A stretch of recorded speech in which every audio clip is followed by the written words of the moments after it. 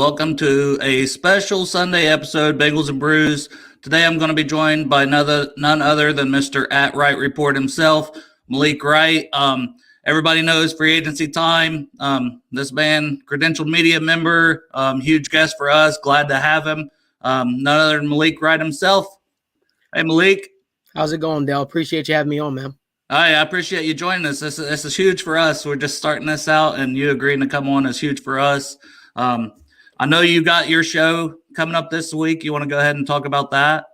Yeah, you guys can catch my show each and every single Wednesday night at 7:30 p.m. Eastern Standard Time. But we're doing a live free agency show every single day this week at 7 p.m. Eastern Standard Time. We'll be discussing, the latest news, breaking down some of the latest news around the NFL, not just Bengals, but a lot of the news concerning, various teams in the National Football League and rumors and signings going on, breaking it all down.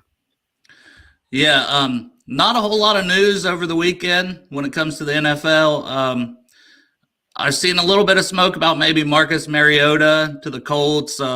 You're kind of alluding to maybe Mitchell Trubisky having a little bit of a market out there. Those are kind of some surprising names to me, but I guess that shows, everybody's desperate for quarterbacks. Yeah, I mean, you look at the current, quarterback landscape. From what I know, Mitchell Trubisky is seen to be the top of the top right now. Everyone's looking at him, so to speak, as a lot of people aren't too high on this draft class with obvious reasons. You look at the free agency crop of quarterbacks. Jameis Winston would be involved as the top quarterback in the free agency market, but he's coming off of a torn ACL, right? So he's not a sure thing. People don't know what his timetable looks back to return. Looks like and things of that nature. So, and honestly, Mitchell Trubisky, his market is really, really shaping up. He landed in a perfect situation in Buffalo last year. No one thought that a year off would, sort of revitalize his the way he's viewed around the National Football League, but it certainly has, right? Sitting behind Josh Allen and learning under Sean McDermott and Brian Dable, it's done wonderful for his careers to the point where Mitchell Trubisky is going to be the most sought after quarterback on the market. Wow, that's huge to hear. I mean, and maybe he will revitalize his career, wherever he goes next. Yeah, we're a little skeptical of that, me as well. But, I mean, at least he's going to have that chance, it sounds like. We got Mr. Strawberry Ice here in the chat, Collins. I highly doubt we have basically any news on Collins. I've been kind of thinking that Dallas may save more money, it sounds like, by just designating him post-June 1. Have you heard anything trade market-wise for La'el Collins from Dallas? Nothing. Yeah. La'el Collins. We'll see how that all shakes out, though. Yeah, so it sounds like crickets on that front. One thing I did want to talk to you about, I know you went and covered the Combine last week. Was that your first time covering the Combine? No, actually, it wasn't. My company, we were credentialed for the Combine, the year Joe Burrow actually came out. That was our first time, actually. Okay. And that was our first time experience and things and all that. Obviously, with COVID, it kind of like stopped our entire process, so to speak, and everything that we wanted to do. But I feel like we had an awesome time, an awesome experience this time out. Made a lot of connections with a lot of people. Got to speak with some people, some friends of mine in the media, like Josina Anderson, so on and so forth. And it was just an awesome experience, just to sit down with a lot of people, discuss a lot of people, having some conversations with some highly regarded people, some highly respected people in the industry who I have a lot of respect for, to be honest with you. So it was really, really cool to see how that all shaped out. Yeah. Is it really as just kind of that you can basically meet anybody, everybody just out to eat? Like there's a report like Andy Reid sitting at a Steak and Shake having a burger. Like, is it kind of like that around there? I think that the NFL Combine is the 1 week where you see these people, where you talk to them throughout the year, where they're not uptight. They can just sort of let their hair down and be themselves. And you get to really, really speak with them and get to, have conversations with them. I'm having dinner and Ryan Clark is in front of me, Eric Bieniemy's to the side of me, Chris Richard is on the other side. Look behind me. It's a, scouting department for the Viking. It's one of those things where I think people get hyped up because we see them on television all the time and stuff like that. And they're people at the end of the day, right? They're people at the end of the day. They're individuals. They feel emotion just like we feel emotion. And I know that for a lot of fans, it's easy for them to see these people and they tend to get starstruck, so to speak. Yeah.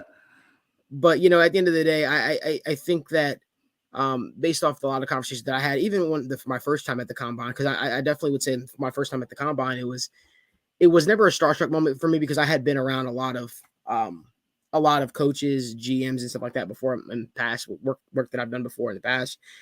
It was just more so like aha moment, like, oh, okay, got it. Like this is it's very rare you see all those individuals in one place, at one particular time, and the fact that they're so accessible and they're open to have conversations with you and discuss things with you, it's really, really cool. But it's where you make a lot of your connections at. So where you sort of become an insider, I would guess.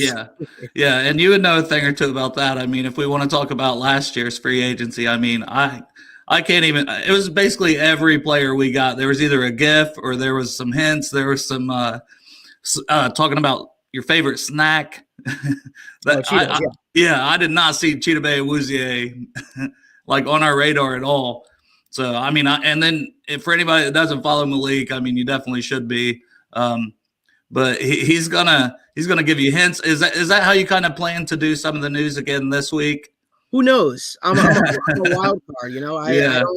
I don't think you should let your secrets out. But just we'll see. We'll see how it all shakes out. We'll see.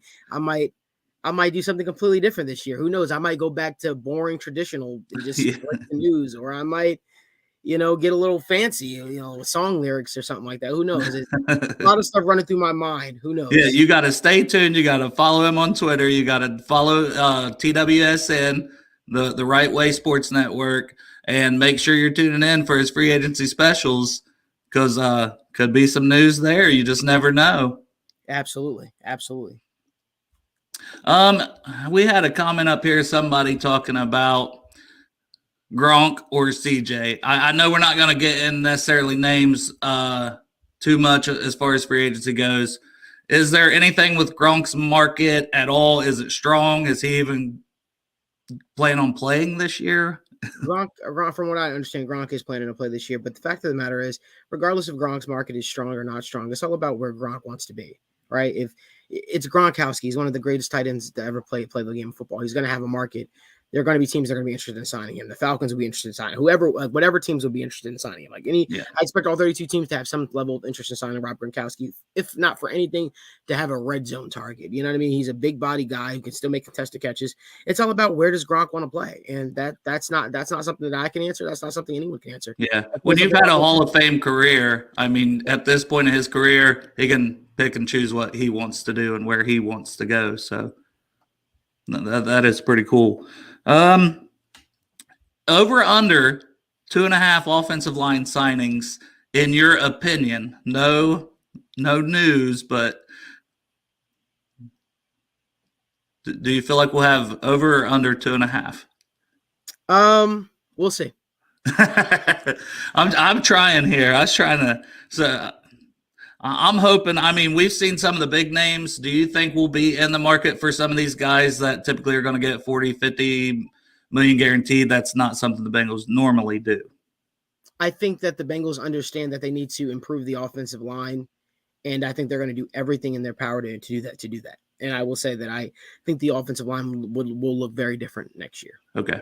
And that could be draft. That could be a lot of things. So we're not trying to get any headlines here. So any other news, anything else you want to kind of talk about? UFC, anything?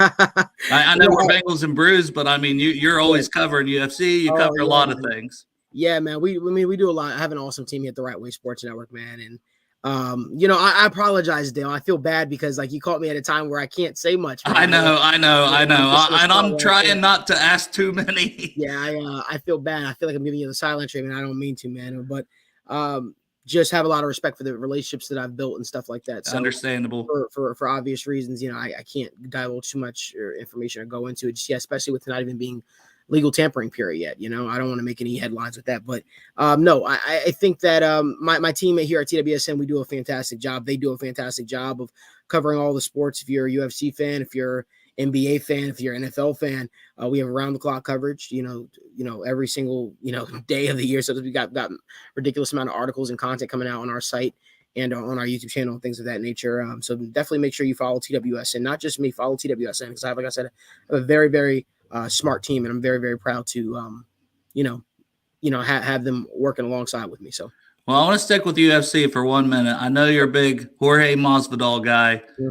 Where does he go next? I don't know what's next for Jorge Masvidal. I think Jorge Masvidal I like Jorge Masvidal because of his mentality. I like the fact that he's been a guy who's overcome a lot in his career, right? You know what I mean? That's something for me where I can sort of resonate with. I can resonate with being written off and things of that nature, and sort of just climbing out and finding a way to make things happen. I think the next thing for Jorge Masvidal, though, that would make sense is I'd love to see Jorge Masvidal fight Conor McGregor. I would love to see that. I think that's a big money fight for the UFC. I understand Jorge Masvidal's star power has taken a bit of a hit after getting knocked out and then ragdolled by Colby Covington for 5 rounds. But it's still a fight that I think will be exciting. I think Conor would actually win that fight too. I think now he's beefed up, right? Last I seen Conor, he looked like he's probably moving up weight class. Yeah. It certainly feels that way. I mean, I just don't know what's left for him at lightweight. Is it Islam Makhachev? And I don't know if that's something he'd necessarily want to do. But does anybody want to fight that guy? Right. I think that if we're looking at it though, Jorge Masvidal, I mean, there's always the Nate Diaz rematch if you want to do that. But for me, maybe Stephen Wonderboy Thompson. I know that's a fight that he said he would love to do at one point again. That's something that could make sense for him. I'm not exactly sure if it makes sense for Stephen Wonderboy Thompson because he already beaten the guy, and it is a dangerous task to go back in there with Jorge Masvidal. But certainly is something I could see happening. We'll see how it all shakes out, though. Yeah. Speaking of Nate Diaz, if he doesn't go that route and get that fight, seems like he may have 1 or 2 big money. He wants the big money fights. Yeah. Have you heard anything about who his potential next? Yeah. So basically, obviously, it's the Dustin Poirier thing with him and Dustin going at each other. I don't know if that makes too much sense because Dustin might fight Colby. I think that the next logical matchup for Nate Diaz is Conor McGregor. Nate Diaz, Conor 3. I think you need to do that. I think it's now or never. Because that's one we've been kind of waiting on now for years. It just made sense to have that trilogy, end at some point. Right. All right, NBA. Who do you got this year as maybe a surprise team or two? Oh man, that's a good question. Boston Celtics, and I'm not just saying that because I'm a Celtics fan. They have caught heat lately, and they look really, really good. I think that they're a team that a lot of people are sleeping on. We'll see how it all shakes out, though. I mean, I think that if I got to give one team in the East, Boston Celtics are a team to keep an eye on. I think if we're talking about one team in the West, I'm excited to see what the Denver Nuggets do when they get Jamal Murray back. They're supposed to get Jamal Murray back sooner rather than later. So it'll be very interesting to see what happens with that. We know Jokic is a beast. I feel like this is the one year where the NBA it's open. We just don't know, right? Everyone thought the 76ers after acquiring James Harden were going to, take the lead, take the association by storm. They certainly fell flat on their face the other night when they went up against the Nets. So we'll see how it all shakes out. But, and the Nets are probably going to be right there toward the end as well. They're going to be in that playoff mix, with Kyrie back. And absolutely. And it'll be interesting to see how it all shakes out. I think the East is wide open, and I think the West is fairly open for the most part. I mean, the Warriors have been looking shaky lately. The Lakers look awful. The Jazz always tend to do great in the regular season, but go missing in the playoffs. The West is open, if you ask me. I think the West is wide open, and I think the East is open too. So it's going to be very, very entertaining, run down the stretch here for the NBA for sure. Yeah. I'm a Cavs fan, and they really surprised me this year. I didn't see them taking that next step as quick as they have. Right. Injuries has kind of hurt them this year. Yeah. Strawberry ice also. How about my Cavs? What's your thoughts on the Cavs? Darius Garland, Evan Mobley, some of those guys. Fantastic. I think that everyone was sort of shocked to see the way it all shake out. But I'll tell you this though, I think that for the Cavaliers, I think that, and I know people don't want to hear this, but if you can, I threw this out on my show a few weeks ago. Colin Sexton traded to the Lakers for LeBron James, and the Cavaliers trade the Lakers a bunch of future picks, right? Because LeBron's got another year on his contract here. Trade the Lakers a couple of picks. Basically all the picks that they kind of got rid of when they got Anthony Davis, you can sort of recoup that value for a 38-year-old LeBron James. Colin Sexton is already once out of Cleveland. You put LeBron in a situation where he's playing alongside Evan Mobley, Jared Allen, and Darius Garland. You're an immediate title contender again. Immediate title contender, and I think the favorites at that. Yeah. I don't know if Cleveland will want to do that. It's kind of like, they've done it 2 other times and mortgaged their entire future, and now they're trying to build with the younger guys. But Right. We'll see. I mean, that's definitely something to keep an eye on. For sure.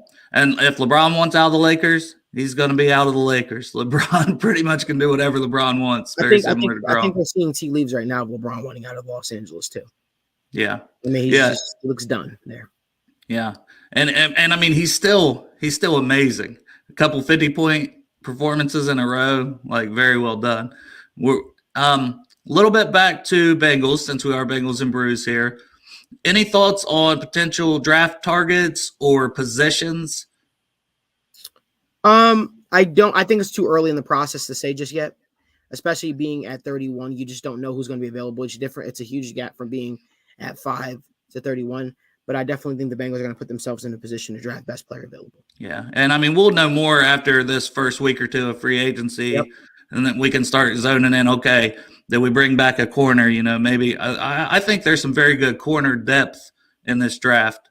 I don't know if you've really looked into the prospects a whole lot, or No, I mean I have, but again, you'll have a better idea after the first 2 weeks of free agency, and sort of knowing what's what. All right. A couple more questions, and then I'll let you off here. I just asked for 15, 20 minutes, and I really do appreciate it. Of course, man. So with the combine, I know you were able to interview a lot of guys. I watched a lot of those. Who was you most impressed with? I was really impressed with Kayvon Thibodeau. I loved his answers. I was also impressed with Cade Mays and those guys. Sauce Gardner, I loved seeing her and his confidence, man. His confidence was just awesome. It was through the roof. You could tell that was a guy that put the work in, right? It wasn't just cockiness. It was a guy that truly put the work in, and he believed in his ability. He believed in his. Yeah, he had that sauce chain as well, right? I mean, the guy come in swagged out. With the grills. Yeah. So, someone asked him at the combine, they said, "What does sauce mean?" I just looked at him like, sauce means got the sauce, man. Got the juice, man. You don't know what sauce means? Yeah. How big of a man is Daniel Falele? Oh man, he's huge, man. He's huge, man. He was easily the tallest dude in the room. You know who surprisingly is tall too? Dan Campbell, man, the head coach of the Lions, man. Yeah, he's NFL tight end, right? Yeah, man, I believe. Yeah, he was. No, he wasn't biting any kneecaps during No, he's a fairly nice guy. Talk to you. He'll talk to anybody. He'll treat everybody with respect, and it was really awesome to get to speak with him. I hope he gets a real opportunity to stay on as coach for a few years, because he seems like a guy that, if he's able to build the culture he wants, kind of like the Bengals have given Zach Taylor the time, that I think he can turn Detroit around. Right. And they got to get a quarterback, but it's something about that culture, right? That culture from that 2015 Miami team. Dan Campbell, Lou Anarumo, Zach Taylor, they were all a part of that team. They all coached together, and they're all close friends. So, obviously with Lou and Zach working together, but that's something people don't know. Dan Campbell and Zach Taylor are very close friends, and it's something about that those crop of coaches, man, that I can think they experienced tough times in Miami together, and they know what tough times look like, and so they don't shy away from it, right? They know that sometimes in the National Football League, you're not going to always have immediate success. Good things come to those who wait, and you certainly see the makings of it. You obviously saw it with the Bengals, and you're starting to see it with the Lions down the stretch here. I'd like to circle back to Kayvon Thibodeau for a second, because there was mixed reports. Like you said, you were very impressed with him, and you had heard a lot of people saying, they were impressed with him. And then there were some other guys coming out saying, oh, he interviewed terrible and this and that. Is that just... He may have rubbed a team or two the wrong way, but it is more so his personality. He's, there were a lot of questions about him and his motivation. If you're not a guy that's gushing over football, so to speak, teams start to put you in a box, and they start to think that, okay, this guy, isn't serious about it. He doesn't love the game of football as much. And I was told early in the week that pretty much Kayvon Thibodeau, there were about 2 teams who weren't too in love with him, so to speak, because he's from California. There are certain things that the way they carry themselves is not like a Midwestern guy or something like that. That's all strictly football, all strictly business and things of that nature.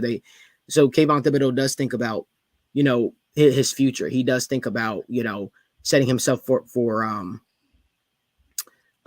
setting himself up for financially, so to speak. As every player should. Football's not going to last forever. It's a not for long league. Like, there's nothing wrong with those guys wanting to set that up. Jeff here said, do you think Kayvon not participating in drills hurt his stock? I don't think so. I think people are overblowing it. I think once he performs at his pro day, anytime you don't perform at the combine, I mean, he did the what's it called? He did the weightlifting. But I think that anytime you don't perform at the combine, teams are like, oh, why is the guy not performing? Does he think he's too good or something like that? They draw all these negative reviews from it. And I think we shouldn't make too much of it. I think. I remember a guy named Joe Burrow that set out the combine, and that seemed to work out just fine. Yeah. So I agree that I think that's overblown. All right, basic free agent question here that I think that even I could probably answer this one. Do you think the Bengals will sign one or more non-Bengals free agent by next weekend? I would say yes. I don't know about you. Yes. that I will say yes. That one we can answer. That should not be a spoiler because it will come fast and furious as soon as Monday. Is it at noon Monday? Is that when the tampering period starts? I'm pretty sure it's 4. 4, okay. That's why I was thinking Wednesday the actual signings were 4, but I couldn't remember if tampering period was noon or at 4. But either way, once it kicks off, you'll start hearing about signings coming in. It happens every year. So, yes, but Malik, I do appreciate your time. Maybe we could have you on in the future. Sure, talk maybe a little draft after everything kind of settles in. That would be awesome. I appreciate your time. Absolutely. Thank you very much. Anything else you want to plug here before we get off here? Again, appreciate all you guys for supporting and stuff like that. Make sure you guys follow TWSN. Awesome team here at the Right Way Sports Network, who provides great analysis and coverage to NFL, NBA, UFC, all major sports leagues and things of that nature. We've been taking a little dabble into F1 sports. So, yeah, man, keep up the great job that you guys are doing over here at Bengals Brews, man. And Dale, again, I appreciate you having me, man. Hopefully, you and I could have a real conversation at some point where I can't just say mum on things, but no, I understand, and that's I tried to put that out there for everybody even coming in. I'm like, he cannot do this. Like, you start throwing out things before the tampering period starts, you're not going to have that same information potentially in the future. You cannot burn bridges with anybody. Exactly. That's the important thing to remember. But yeah, Dale, keep up the great job, man. I appreciate you having me on, man. Take care. Hey, thank you. Have a good one, man. Take care. Bye. All right, everybody. That's Malik Wright. So honored to have him on our show as we're just trying to kick things off. Derek was busy today, so he couldn't join, but I wanted to have, a quick show with Malik. I know a lot of people want free agency answers, and I try to get a little bit of that as much as I could, but he cannot be saying names and stuff like that before it starts. So, I mean, you guys just have to understand that. It's not personal. Follow him, follow his network this week. When that tampering period starts, he'll have the information however he wants to deliver it. Sometimes you got to decode things. That's how Malik makes it fun, and he knows his stuff. So make sure you're definitely following him, following TWSN, the Right Way Sports Network. Those guys over there are doing a great job. Thank you, everybody, for tuning in. If you haven't subscribed to the Bengals of Brews YouTube channel, we would appreciate it. We plan on trying to have a lot of guests on in the future. And who dey?